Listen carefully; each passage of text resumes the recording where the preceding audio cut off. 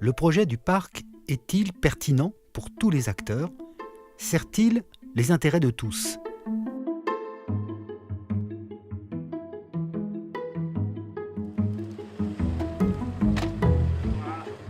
À côté du futur parc du Limpopo, il y a un géant mondial des parcs nationaux, le Kruger.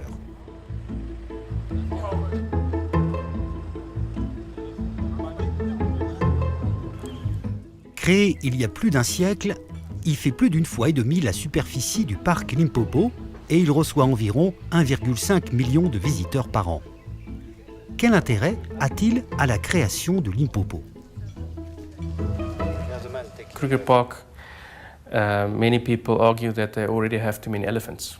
So where does this excess elephants go to? So Kruger was looking, they was looking at Mozambique as a place to allow elephants to move into a bigger area because, the elephant population was getting too big in South Africa.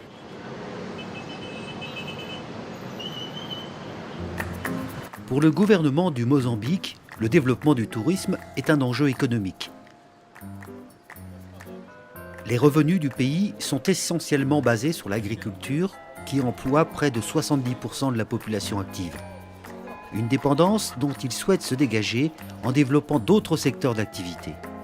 Le tourisme est un domaine à développer en s'appuyant sur les sites naturels du pays. That park was created, but we did not have funding to run it. So our expectation was that we will get funding from AFD, and that will help us to establish the park and initiate to develop it. Le bailleur allemand, la KfW, a déjà financé une phase de démarrage du projet, la mise en place de l'équipe et la construction de quelques infrastructures. Peace Park Foundation, l'ONG sud-africaine à l'origine de la création du parc, est l'opérateur du projet. L'AFD intervient en 2007 avec l'objectif d'être complémentaire au bailleur allemand.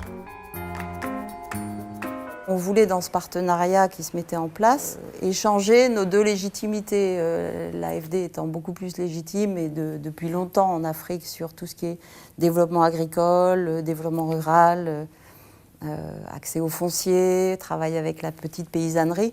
En revanche, sur le savoir-faire pour appuyer la conservation, les parcs, le côté biodiversité, la KF était bien plus avancée que nous là-dessus. Donc l'idée, c'était d'échanger. Les deux principaux bailleurs, l'AFD et la KfW, financent ensemble la plupart des composantes. Exception faite des déplacements de population que la KfW finance seule et du développement social et économique de la zone support, dont le coût est entièrement pris en charge par l'AFD. L'évaluation indépendante, écrite et filmée de l'intervention de l'AFD se déroule à l'automne 2015.